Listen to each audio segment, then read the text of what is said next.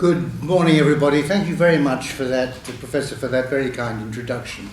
I hope there will be plenty of time for interaction, for questions after I have spoken, and that lets me off the hook if I leave important things out, because you'll be able to remind me, and I will do my best to address them.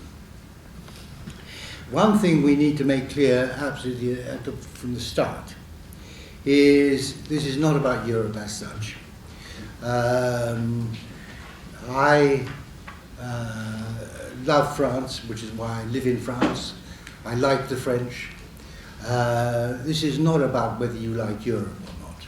This is about an institution called the European Union and Britain's relationship with it. That's what it's all about.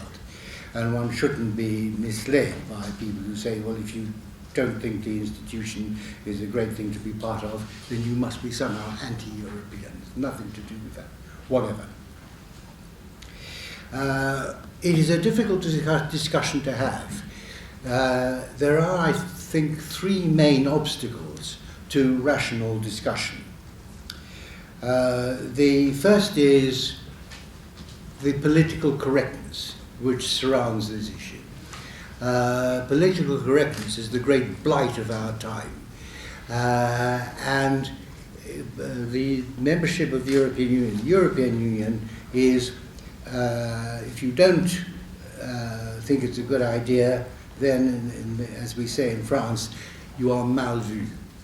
And there's this great blight of political correctness. So that's one reason why rational discussion is difficult. Another is the vested interests. Wherever there is a status quo, and this has been the status quo for a long time, vested interests accrue, they grow up. It's inevitable. But they're quite powerful. There are corporate vested interests, there are substantial bureaucratic vested interests, and if I may say so, there are some academic vested interests. But let us try and have a rational approach to the issue. What is wrong with the European Union and British membership of it as we know it and see it at the present time, and why should we leave? Well, I think there are three main reasons. The first is that it is a political project whose objective we don't share. It is, in France, I find they accept entirely that it's a political project.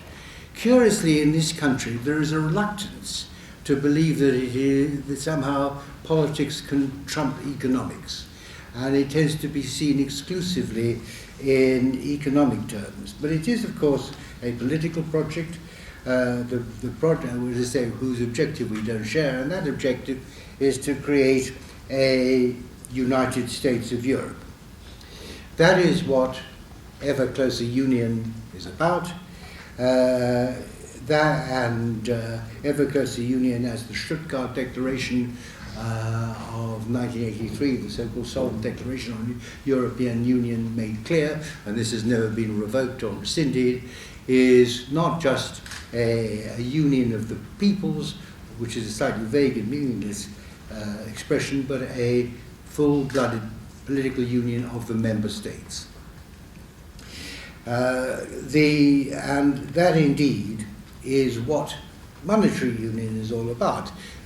Monetary union, the father of monetary union, although there was the earlier attempt which came to nothing with the Werner report, which many of you will be aware of.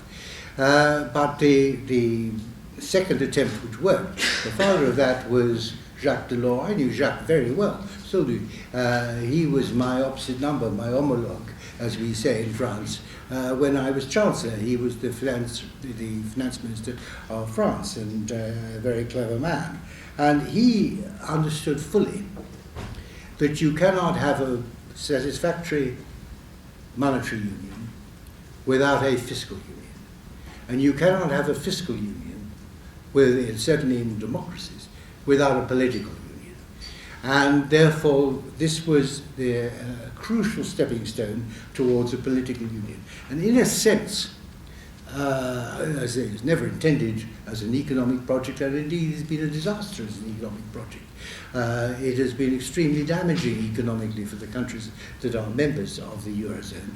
But that was actually part of the game plan, because that it was necessary to make it clear that you had to add the fiscal union. This is what the Germans don't like, which and they call it a transfer union, but it's a fiscal union as works in every single full-blooded monetary union, the union between England and Scotland, the monetary union is the United States. There are fiscal transfers from the more successful parts are automatic ones. They don't have to be separately voted on, automatically from the more successful parts of the union to the less successful. So monetary union is meant to be the gateway to political union. And it's one of the reasons why, quite rightly, we decided that we didn't want to be part of the monetary union. As I say, it is economically damaging. The fact that the monetary union has been damaging for the countries that are members of it is clear enough, and of course that is not good news for us, because we want to see prosperity in the European continent. It's no benefit to us if the Eurozone countries are in trouble, and indeed the fact that they have to spend so much of their energies firefighting in the Eurozone is not good news either. As I say, it's economically damaging in other ways. It's economically damaging because we have to pay a pretty hefty, despite the improvements that Margaret Thatcher managed to negotiate, we have to pay a pretty hefty annual subscription, which is running at about £10 billion a year. And that's the net. I mean, that is after the gross subscription, the gross contribution is substantially greater, but that nets off the benefits that come to us. So there's a 10 billion a year annual subscription. But more serious is the regulatory cost, which has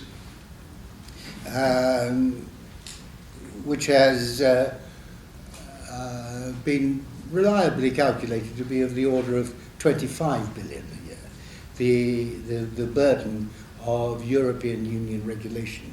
I'll say a little bit more about that, but I'd like first to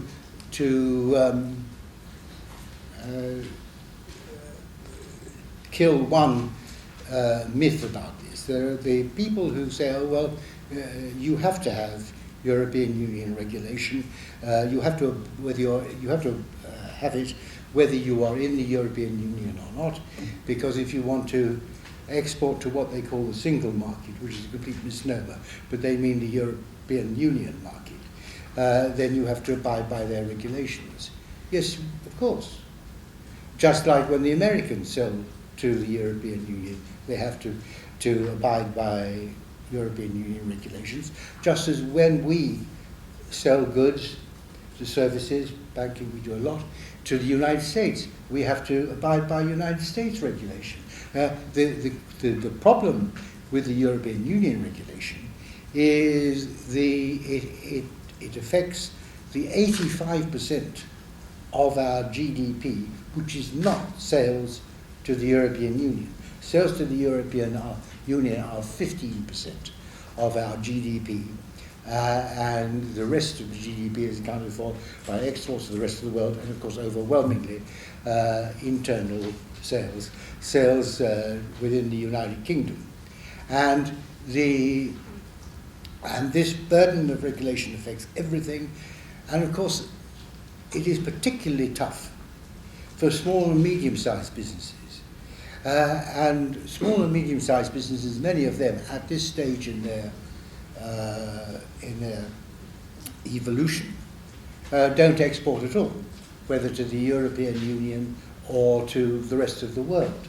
And they are caught in this mesh of European Union regulation, which is extremely damaging and costly to them. The third reason, I think, why it's bad. I mentioned that we don't share the political objective. I'd mentioned that it is economically damaging. The third thing is that it is profoundly undemocratic. And that is a matter which is of concerns some people in other countries of the European Union, but I think it concerns us in particular because we have a kind of addiction to freedom and democracy. And it is profoundly undemocratic. In fact, the phrase, the democratic deficit, is a cliche. It is well known, well understood. And I think when you talk to the people who passionately believe in it, they say, oh, well, of course, but that's just a transitional phase. Once we have a full-blooded political union, then that will be a democracy. Well, maybe, but it is certainly not democratic at the present time, and the full-blooded political union may be a very long way off, and who knows, it may or may not happen, but that is the direction of travel. And incidentally, I think I think it is unlikely that it would work in a democratic way because there is no genuine European demos. As I say, I'm not the slightest bit anti-European. I love France and the French, but there is no sense of a European demos in the way that there is a British and indeed a French, very strongly so. So those are the three main problems. It's a political project whose objective we don't share, and therefore we shouldn't be shackled to it. It is economically damaging, and it's profoundly undemocratic. Well, what about influence, which is, I know, the main theme of this conference? Within the European Union, our influence has never been as great as our political leaders and people in the Foreign Office have liked to imagine and like to pretend. But we did have some slight influence. But the creation of the Eurozone was a watershed. That has changed everything in the area of influence. I think it's right that we are not a member of the Eurozone.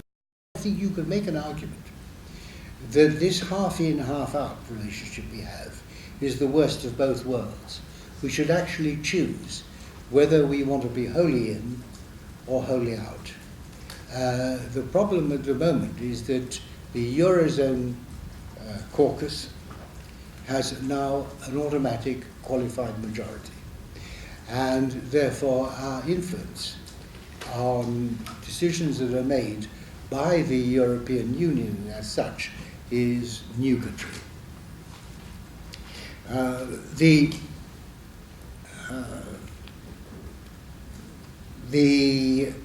So that is why, as I said, the creation of the Eurozone and our decision not to be part of it is something of a watershed. And the lack of influence is actually quite marked over the past 20 years, which is roughly the time when the euro has been in existence. Certainly, it's when as far as records go. There have been 72 occasions when in the Council of Ministers the United Kingdom has opposed a particular measure. Of those 72 occasions, we have been successful precisely none times, and we have lost 72 times. That is the fact. A scoreline of 0-72 is not particularly brilliant. And that is how it would continue. But of course, what matters is not our influence in the European Union. What matters is our influence in the world as a whole. And we do have a certain degree of influence in the world as a whole, more than most countries. The problem with influence is there's no metric you really can't measure it and say our influence is X or Y. But our influence is quite considerable, and it depends on a number of factors. It depends on, for any country, but in our country, in our case, the size of the country. We're big, not very big, but big. We're the 5th largest economy in the world. Economic strength, which is partly related to size, but is also related to how well the economy is doing. And I can remember very clearly, and this was admitted by the diplomats in the Foreign Office, the change from the 1970s, when our economy was doing very badly, to the 1980s, when we recovered from that during the Thatcher era, which I was involved with. That greatly increased our influence in the world from what it had been. We would have been regarded with pity and derision in the 1970s, and there was suddenly a new interest in what we were doing, and this meant that our economic strength was a real factor in the influence we had, and therefore anything like membership of the European Union, which is damaging to the economy, ipso facto reduces our influence in the world as a whole. Military strength is also important, and we are the only country in the European Union which has this 2% defence of GDP spending on defence commitment. We have very effective armed forces after the Americans, a long way after the Americans, among the most effective armed forces in the world. Then there are these things which are commonly known as, which are even harder to define, but are usually known as soft power, reasons for soft power. The English language, which is the global language, and in fact the English language is clearly a factor of which helps us within the soft power field with our influence. The relationship with the Commonwealth, that is a reality. Again, it is difficult to define or quantify it, but it is a very important source of influence, and is a relationship with the rest of the world which is greater than that of any other European country. The French have a close relationship with their former empire, but it's much smaller, and therefore much smaller area, much smaller area. Their influence is great there, but it's a much smaller part of the world, and therefore much less important. Ours is much more important. And there is also, the Commonwealth is an important part of the emerging world. Therefore, there is again the economic dimension comes in, because whereas the European Union is economically stagnant, even if it can recover and start growing again, it's not going to grow all that fast. Whereas it is in the emerging world, in Asia, in Latin America, maybe in Africa too, where the growth of the future is going to overwhelmingly come. India is an obvious example, but there are many other countries too. So this is the part of the world we should be focused on. We are also, of course, a member of the new Security Council of the United Nations. Most countries aren't. That gives us influence. And the city, the capital city here, in which we are meeting and discussing, is at one and the same time the greatest global financial centre, helped, of course, by the fact that we're in the European time zone. But were we to leave the European Union, as I think we should, we will still be in the European time zone. And the advantage for a financial centre of being in the European time zone is very clear, and London is the #1 financial centre in the world, but it is also far and away the most international city in the whole world. far more international than New York, far more international than Paris, far more international than any city in Germany or wherever you like to name. And that is a great strength, and it helps our influence too. So there are all these aspects and dimensions of soft power. Not one of them, not one, is dependent on our membership of the European Union. And indeed, in a number of ways, the European Union reduces it. I already mentioned how it damages the economy. It's a net minus for the economy, therefore the economic strength aspect of influence is diminished. The financial transaction tax, which is still on the table in the European Union, and they still are determined to introduce it, that is damaging to the British economy if it ever comes in, and they are determined that it should. And of course, we are not able to be members, as a member of the European Union, we're not able to be members of the World Trade Organization. If we were outside, we would be, and we would be a strong and liberalizing voice within the WTO. We're not able to do that. So is there a downside from Brexit? If there is, it is trivial compared with the upside. There is a lot of talk about the importance of access to the single market. As I indicated, that is complete nonsense. In the first place, there is no single market, really. There is a European market. The single market was meant to be, once all the tariff barriers had come down, there was an awareness that regulatory laws and practices were different in different countries. And the idea was to unify all the regulation. Not a bad idea, provided the regulation is not excessive. That's the problem. But anyhow, that hasn't been done. Regulations are still very different in different parts of the thing. But let's get away from the single market, which is, and you can't, the idea of access to a regulatory system, anyhow, is a complete nonsense. We're talking about access to the European Union market. And we have that access because happily we live, whether we're in or out, we live in a relatively free trading world. The common external tariff, leaving aside agriculture, which is complicated, but not all that important to Britain as an exporting nation. We don't export a lot of agricultural produce.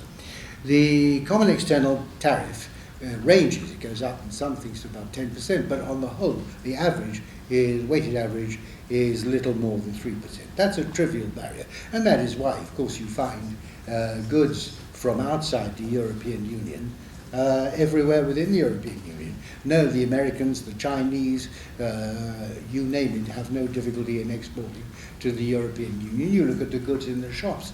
You'll find here, in this country, in the European Union, you will find goods from all over the world. It is a very minor cost indeed, and far outweighed by the benefits we would get from not being in it.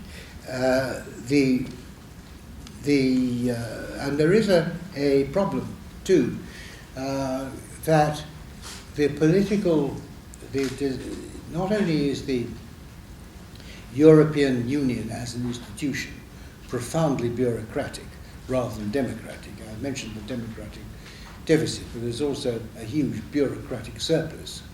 But this is not just the nature of the beast. It is also the fact that the mantra always is that more Europe must be a good thing. And more Europe is far too often seen as more European regulation. So you get more Europe, but you also get more regulation. And the idea that the European Union can have some kind of a deregulation, Thatcherite agenda, forget it. That can never happen. It is contrary to the nature of the beast.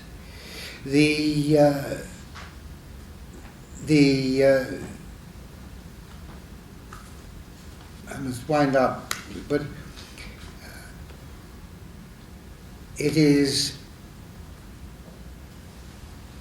there is a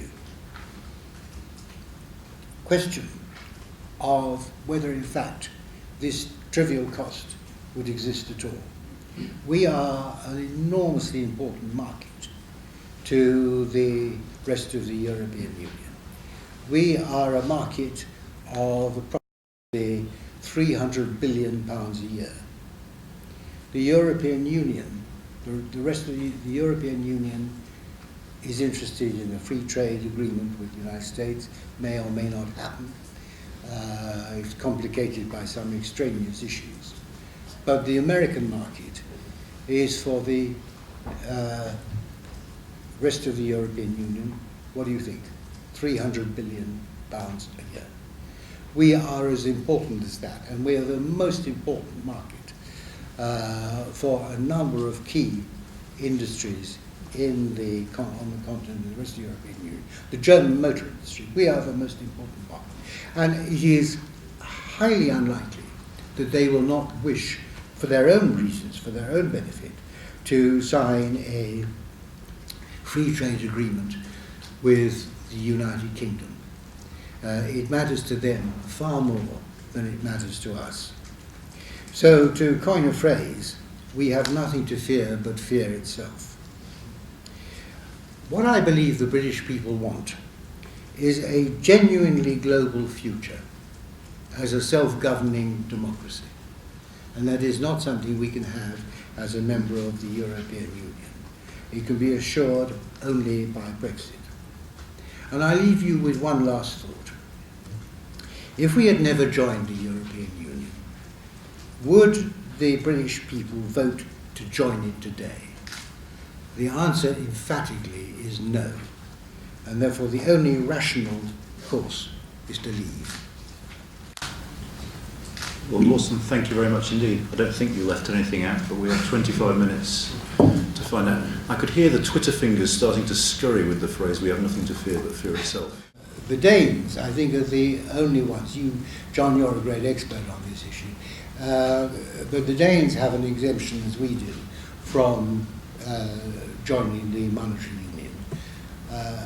And they are a country which, like the United Kingdom, is addicted to democracy and has some misgivings about the nature of the European Union.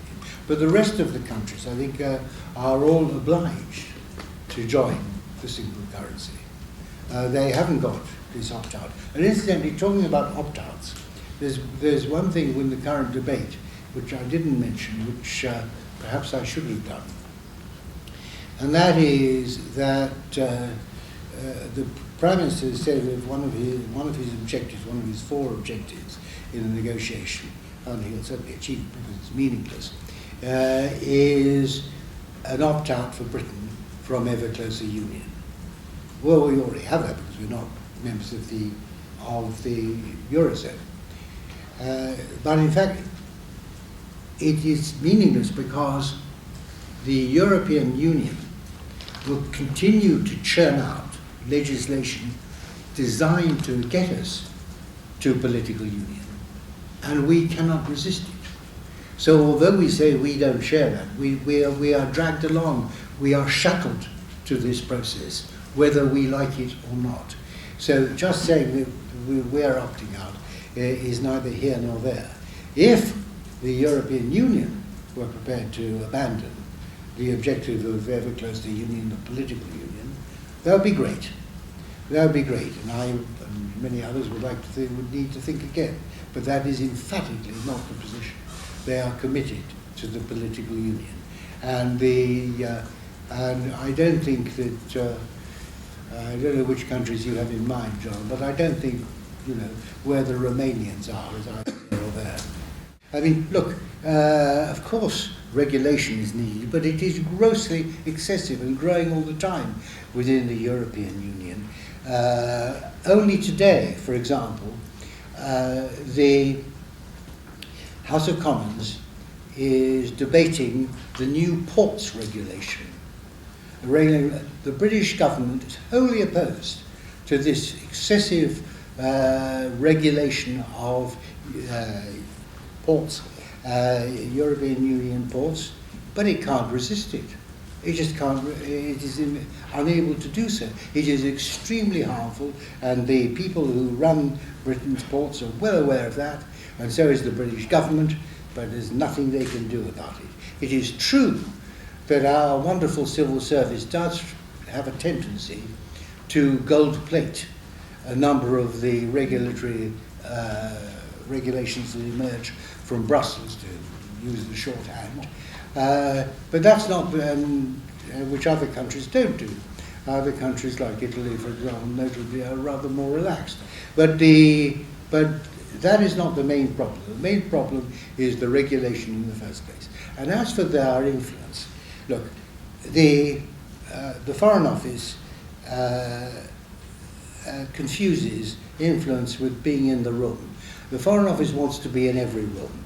The Foreign Office wants to be in the special relationship room, in the Commonwealth room, and in the European Union room. That is their déformation professionnelle, as we say in France.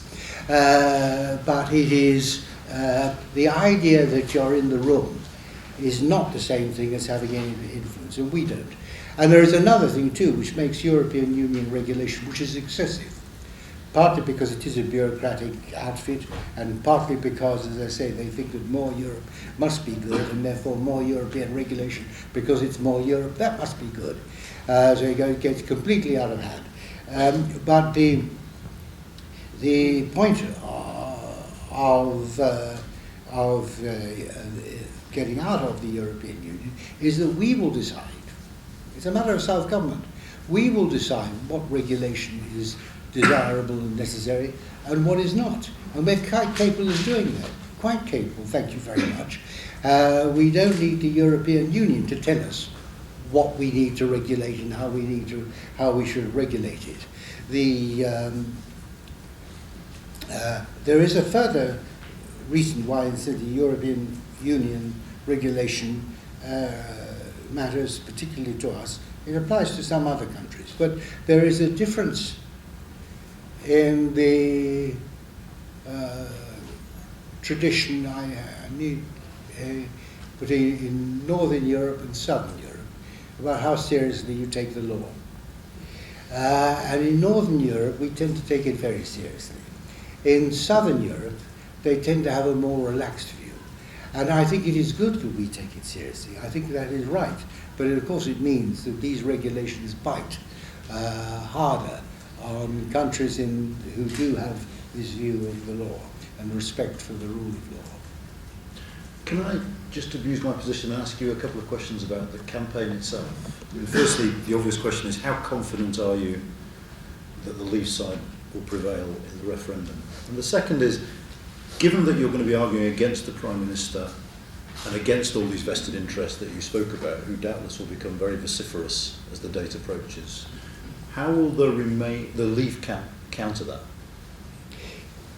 Look, how we campaign, you'll have to wait and see. As to what the outcome will be, I haven't the faintest idea what the outcome will be. I mean, look, it's hard enough to tell what is likely to be the outcome of a general election. The idea that we can know what is going to be the outcome of a referendum, I think it would be foolish for anybody to say they knew what it's going to be. I don't know what it's going to be. I went into politics, however, because I thought I could, not for the money, I can tell you. In some countries, you do go into politics for the money, but not in this country. And I went into politics, I suppose, because there are only two ways in which you can serve the public, which I want to do. One is by, if you have some artistic ability, have some creative ability, and you benefit the public by displaying that. I have none. The only other way is through politics. And when I find that there is an opportunity to leave the European Union, and that I believe is profoundly in the interest of the British people, then I am going to do my bit to try and secure it.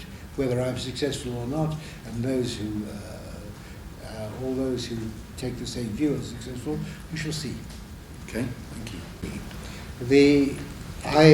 I think that there is an important error which is often made, which somehow that it is the European Union which has kept the peace in Europe.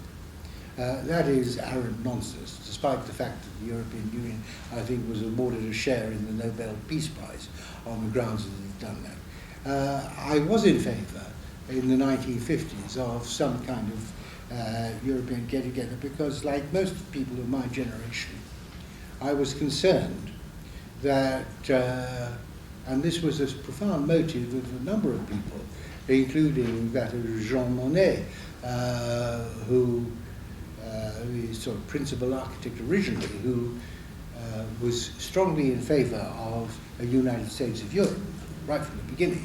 He was a great admirer of the United States of America, incidentally, which not all Europeans are, and he thought it could be replicated here, but he was also concerned about German militarism and the risk of a Third World War, started by Germany, as the first two had been. And I was also concerned about that. There had been devastating events, and I'd lived through, I was too young to fight in it, but I'd lived through the Second World War, and it made a big impression. But in fact, the European Union was not the reason why there is no longer that risk. The NATO alliance is much more relevant in this context.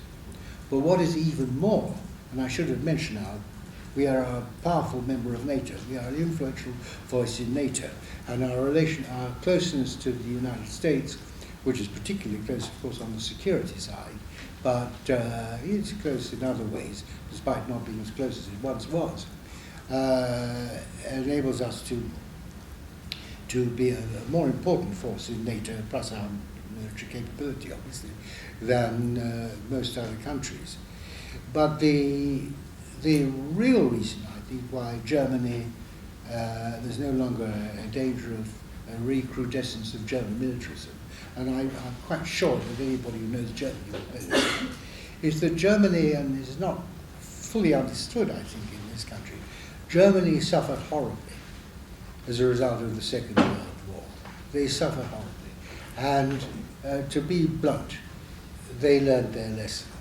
And they are a proud people, and they are an able people, and they are an ambitious people, but they now want to achieve their ambitions by economic means and not by military means. They suffered so much from trying to make Germany greater by military means, and now it is a concern for France, incidentally, that Germany is now the much stronger economic power than France is, and therefore is able to influence the events of the Eurozone much more than France is able to influence what goes on in the Eurozone.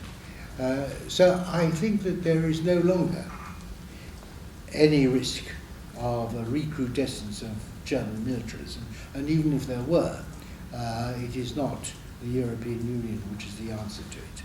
So I don't think that reason for remaining in stacks up at all. But short of war, I mean, Stephen's point was you have countries that might be slipping away from democracy or democratic standards, and via the EU we have a means of exerting pressure that we otherwise wouldn't have. Do you not? Look, that is extremely conceited to think that it's we who do it. There are, first of all, I know Poland quite well. There are huge divisions of opinion within Poland, within the educated and opinion-forming classes in Poland. Poland is not it's not like sort of Germany before in the 30s. It's not like that at all. In addition to that, the European Union has, I don't think the new Polish government, actually, I think it may not be all bad anyway. We shall see. But the rest, I'm not actually advocating, although I think it might be for the benefit of the peoples of Europe. But my position is not to advocate the dissolution of the European Union altogether. I mean, if there may be a case, I'm not sure, there may be a case of the European Union remaining in existence, which is Stephen's point, really. But I don't think that we should be part of it. That was, incidentally, of course, right from the beginning, as I remember mentioning the Second World War, that was the aftermath of the war. That was Winston Churchill's position, precisely. Winston Churchill's view was that it would be good for there to be some kind of European Union, but emphatically we should not be part of it. And indeed, we wouldn't want to go back. I mentioned all the sources of soft power. Not one of them depends on our membership of the European Union. And the European Union, to the extent that it affects the British economy, weakens the British economy, make it less strong than it would otherwise be. And that is actually damaging our power and influence in the world. There is no... we would be definitely better off outside. It would be better in economic terms, and I think that's important for the British people. It would be certainly much better in democratic terms. The British people want to feel that they can kick the government out. They want to feel that we're a self-governing nation. In that sense, you can, if you kick the government out and nothing changes, or very little changes, because we are bound by European Union law, then that is an abrogation of democracy which people don't like. And I don't see what the problem is with leaving. Sorry, I don't know if I can ask this eventually, but I'm not talking about our relationship with our own government and being able to kick them out. I'm talking about our soft power with the rest of the world. Soft power with the rest. Look, our membership of the United Nations, Security Council of the United Nations, does not depend. Look, all these things existed before the European Union happened. Our membership of the Security Council of the United Nations doesn't depend on our membership of the European Union. Our membership of the Commonwealth, and we are proud, okay, we're not the leader of the Commonwealth, the Commonwealth is a much more egalitarian thing now, but we are one of the major players in the Commonwealth. That doesn't depend on our membership of the European Union. Our membership of NATO does not depend on the European Union. The success of the BBC overseas service, important element of soft power, does not depend on our membership of the European Union. It is ludicrous to say that any of our soft power depends on our membership of the European Union. And of course, as I say, there are some ways in which, notably, the fact that we can't be a member of the World Trade Organization as a member of the European Union, that it diminishes our international play. But London, come back to London, the position of London depends not at all on our membership of the European Union. Not at all. All these things were important before, and it is an illusion, and a totally irrational one, to believe otherwise. The fact that he's trying to do this is evidence that he is extremely concerned about the nature of the Eurozone, the fact that the Eurozone caucus has a qualified majority, and the fact that we have to therefore accept a whole lot of things which he believes are inimical to Britain's interests. He's absolutely right. He's right to be concerned about it. We shall have to see what, if anything, he is able to negotiate. And we don't know. It looks quite impossible, incidentally, that there will be treaty change. And you will recall that David Cameron initially made it clear that what he was after was full-on treaty change. That was the phrase he used. There's not going to be, there may be some promises, but you know what promises are like. The check is in the post. It means absolutely nothing. But if he is able to secure something, then this would be a good thing, but it certainly wouldn't outweigh all the other disadvantages which I've enumerated. Access to the single market is a complete nonsense, a misnomer. What people, the only way to make any sense about it is access to the European Union market. And exporters from all over the world have plenty of access to the European Union market. And indeed, it's an interesting statistic, is that over the past 25 years, over the past 5 years, over the past 5 years, exports from outside the European Union to the rest of the European Union, not the United Kingdom, the rest of the European Union, have grown twice as fast as exports from the United Kingdom to the rest of the European Union, even though we're in it. So being in the European Union or not, being outside, it's nothing to do with it. And it's certainly not dependent on freedom of movement, because there's no freedom of movement for citizens of the United States or citizens of anywhere else within the United Kingdom. So these two things are completely different. But you're quite right to ask me about this question of immigration, and this is a matter of great concern in the United Kingdom. I have to say it's also a matter of great concern now in most of Europe. It's a real headache and a real problem. And I think it's not surprising that David Cameron thought he had to address it in some way. Incidentally, one of the illusions too, there are so many illusions, that although I don't think the British people fall for this, is that because we're not in Schengen, we have control of our own borders. I think it's sensible not to be in Schengen, but we certainly don't have control of our own borders because every citizen from any country in the European Union has the right to live and work in this country. That is, it may be a good thing, but it's certainly not control of our own borders. But on this immigration problem, David Cameron is aware that the British people are very exercised about that. And therefore he made this request, which may or may not be granted, that anybody coming from another country in the European Union should not have in-work benefits for the first 4 years. This will make no difference at all. In the first instance, in the first place, all the studies have shown that the people who come here from the European Union don't come here to collect in-work benefits.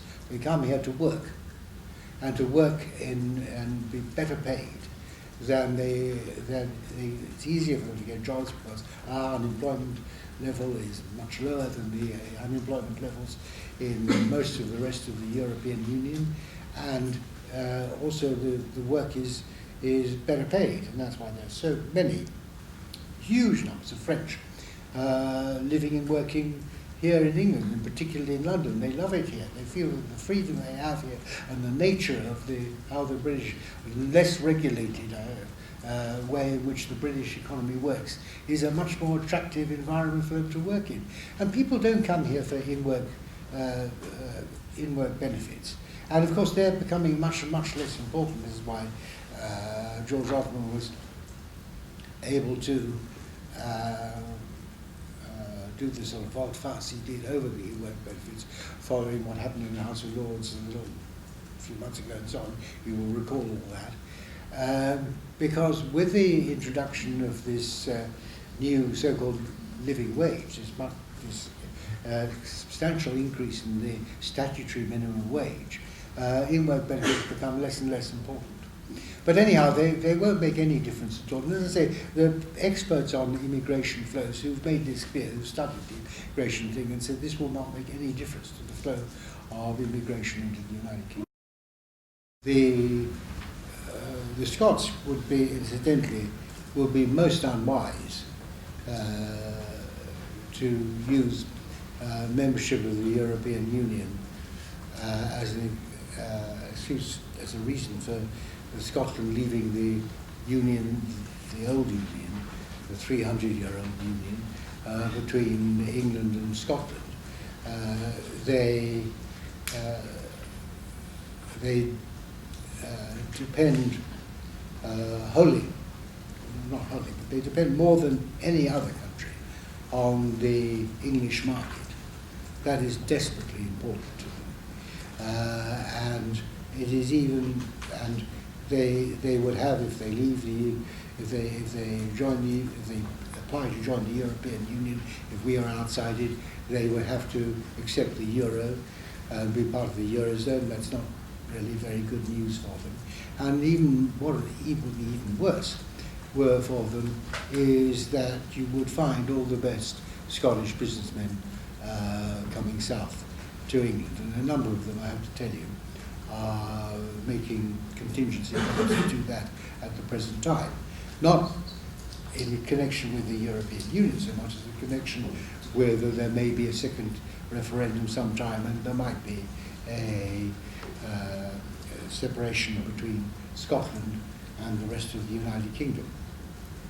So it would be very unwise. But anyhow, they can't just have a referendum if they want to. A referendum has to be held, and they've only just had one, and it'd be far too soon to have another one. If there is another one, that has to be approved and voted by the Westminster Parliament. That's what happened. The Referendum Act, which enabled them to have the first Scottish referendum, was a bill passed by the Westminster Parliament. And the Westminster Parliament will decide when it is sensible, when it is appropriate, to have another referendum, if at all. So, and finally, of course, there are much bigger issues, although that's an important one, but there are much bigger issues. Now, as for your members, I don't know who they are, but for small and medium-sized businesses, the weight of European Union regulation is hugely oppressive and hugely costly. And they want to be relieved of it. There was, interestingly, in the Financial Times, there was a poll of, I think, the 100 biggest businesses, so where they stood on this issue. And even the 100 biggest businesses had mixed views on whether they would be better off inside or outside the European Union. And that is, these are businesses who can cope with regulation because they're big more readily. They're businesses who have a vested interest in the status quo. If you were to poll small and medium-sized enterprises, you would find, I think, an even less inclination to stay. After all, in the country as a whole, only 5% of British businesses, by number, export to the European Union at all. We would be just as able to deal with all these things, which is not easy, outside as within, and indeed in many ways also. Our membership of NATO, first of all, has nothing to do with membership of the European Union, and that is quite important. Also our security relationship and indeed the Five Eyes Agreement, that has got nothing to do with membership of the European Union. And of course there would still be cooperation, as I said, there would be cooperation anyhow with the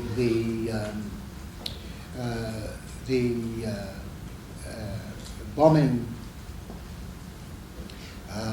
campaign against Daesh in Syria. It's got nothing to do with the European Union, but there's cooperation between us and other countries in the European Union, some, and with the United States as well, very much so, because they're in the lead. You can always have agreement among countries when it's in their interests, whether you're not members of the European Union, but you don't want to be part of a project which is dedicated to a full-blooded political union in the United States of Europe, unless you want to see that, or unless you think we, or the British people, wish to be part of that. I mean, to take a very small example, which I have in the past known quite well about. In a global economy, great deal of tax dodging which goes on internationally by exploiting the differences in different tax jurisdictions around the world. So the tax authorities of different countries, including the United Kingdom, cooperate with tax authorities overseas to try and reduce as far as possible this tax dodging. You may need to do some more things by legislation, and the OECD, which is again not the European Union, has been engaged in this issue. But while I was Chancellor, responsible for the Inland Revenues, it's now then called, it's now called Majesty's Customs, Revenue and Customs. But the Inland Revenue had intimate relations, which have been going on long before the European Union existed. Intimate relationships with tax authorities around the world. In fact, the Inland Revenue was far readier to talk to other tax authorities around the world than it was to talk to other departments in this country. That was the way they were, because they believed in taxpayer confidentiality and they trusted the others. So we're not talking about international cooperation. We are, which of course you want, different forms of cooperation in different areas for particular purposes, whether it's military or stopping the tax dodgers, or whether it's Interpol on the general police cooperation. You need, which goes far beyond the European Union, and it's all part of the European Union. The European Union has nothing to do with it. What I'm saying is not that we don't want to be involved in international cooperation, but we don't want to be part of this institution known as the European Union. It's as simple as that.